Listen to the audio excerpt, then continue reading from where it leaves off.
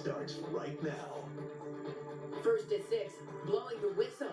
A Lincoln Park police officer exposing what he calls an illegal ticket quota. I don't like that. That doesn't seem right. That's not what I'm paying my tax dollars for. I would describe it as a big disservice to the community. Coming up, I'll show you what happened after the 7 investigators started asking questions.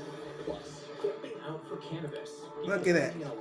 Look at that line. For days for a chance at a marijuana business license. You must pay a lot of money in it because to do that, that's a great sacrifice. How much longer the people who are camped out in this line will have to wait, and how people who live in the neighborhoods around here feel about having marijuana shops in their community. All right, Heather, thank you so much for that report. Now, if you've been driving around Redford Township this month, you may have noticed a long line outside of the town hall. People have been camped out for at least 9 days, hoping to be approved for one of what will be a limited number of marijuana licenses for the city. This will be the first time Redford Township has approved any marijuana licenses.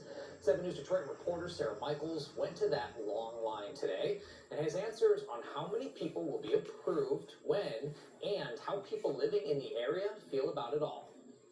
And I was surprised to see it. This line of people camping out for cannabis started forming back on Tuesday, September 10th, directly after Redford Township approved for the first time that they will be issuing marijuana licenses.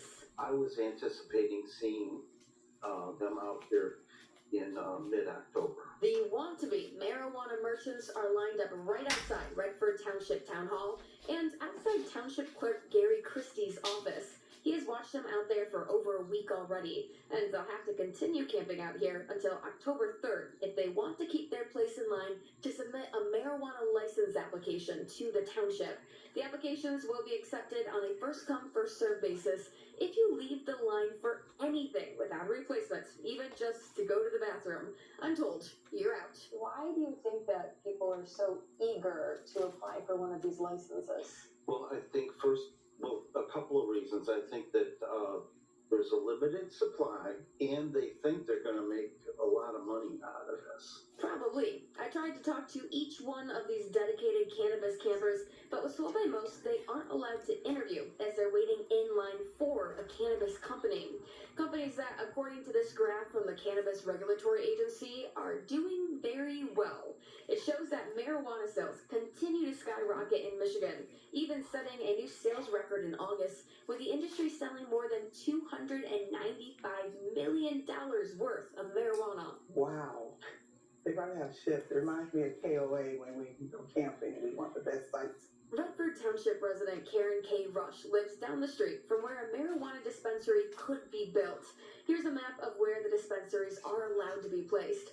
Rush tells me that she sees the pros and the cons of having them come to her community. She worries if it will bring crime, but supports medicinal marijuana use. Okay, I didn't know it was going to be that close. We don't really want crime.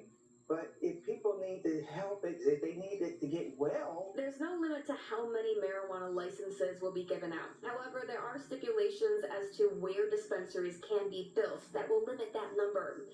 For instance, they can't be within 1,000 feet from a school, 1,000 feet from a public park, or within 2,500 feet from another dispensary. Let whoever can camp the longest win. It must be a lot of money in it.